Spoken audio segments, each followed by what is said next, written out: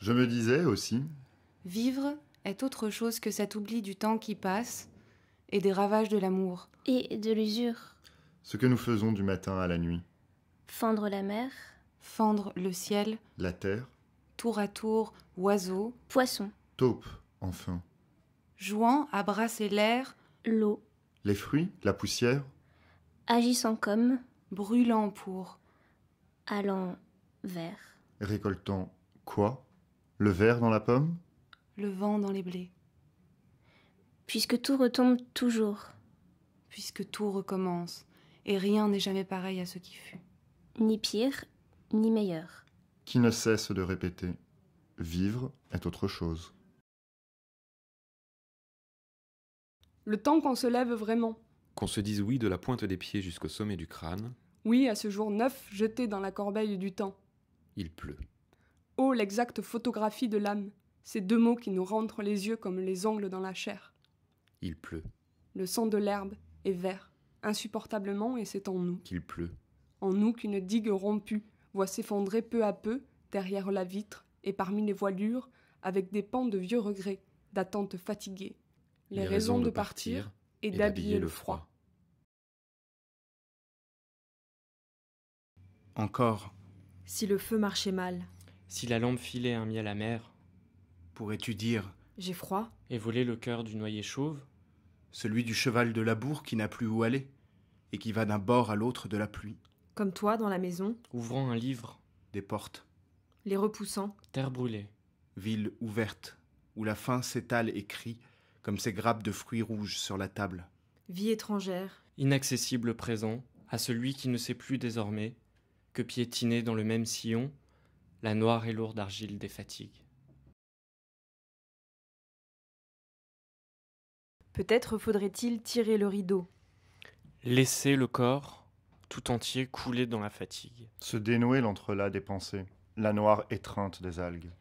Trancher vif avec ta propre mort. Ce qui a été et qui n'est plus, avec ce qui viendra. L'inéluctable marée de sons et d'images que les noyés, dit-on, n'emportent pas. Laissez le temps.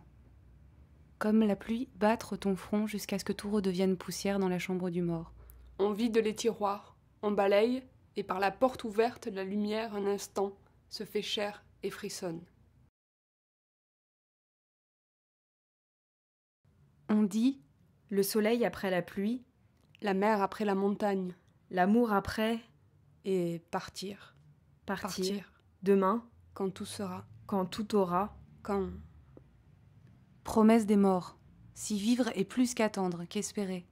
Cendre jetée sur le feu qui regimbe un peu puis se tait, sans consolation. la nuit tombe, L'aube se lève, un été a passé. Déjà, disent les fumées du hameau, Tandis que des animaux sans colère continuent d'amasser l'or du temps, l'or de nos yeux avides, et si vite fermés.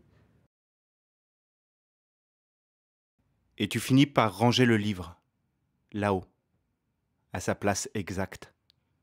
Ce petit creux d'ombre et d'oubli comme le coin de terre qui te revient.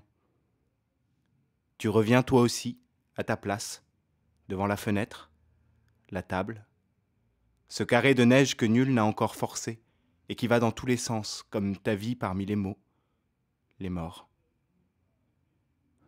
Tu sais bien qu'aucun signe ne guérit de l'absence.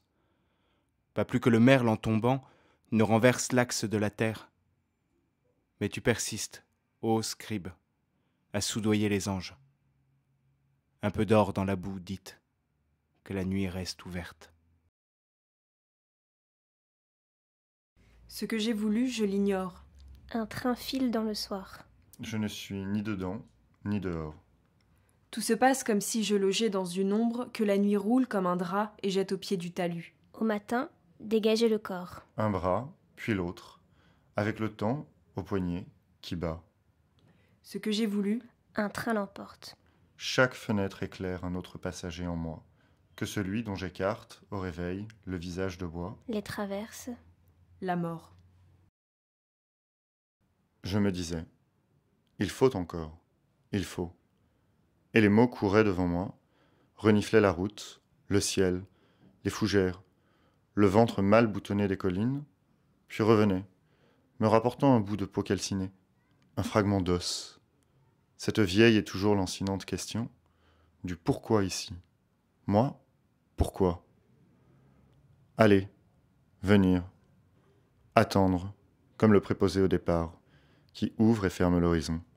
Attendre l'ultime voyageur, avant de retourner l'ardoise. D'écrire, fermer, pour cause de paresse.